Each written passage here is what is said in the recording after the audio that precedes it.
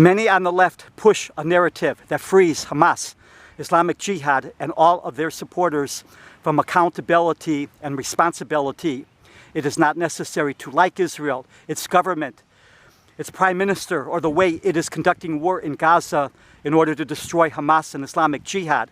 Even if the government of Israel was the most far left imaginable, even if Israel did not respond at all to the October 7th, 2023 atrocities in which thousands of civilians were wounded, kidnapped, or murdered, with countless young women, including girls, raped and sodomized, with babies and children burned alive and beheaded, with countless defenseless civilians mutilated and tortured in the worst ways imaginable, many on the left would still blame Israel for the October 7th atrocities committed by Hamas and Islamic Jihad simply for the fact that Israel exists.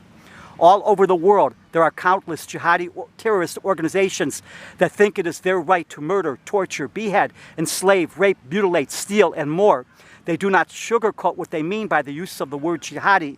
They do not try to deceive others into believing the jihadism they embrace is about inner struggle or defense.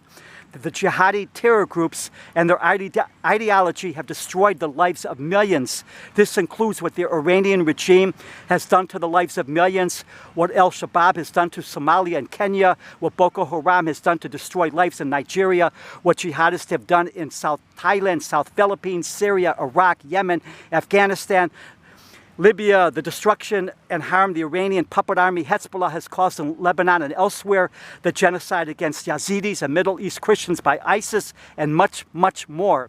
The left wants to free Hamas and Islamic Jihad from accountability for the war and civilian deaths they have brought to Gaza and Israel as they hide in tunnels below ground and use civilians above ground as their shield. How to fight jihadis that rape, torture, mutilate, murder, and then run and hide in civilian populations defies an easy answer.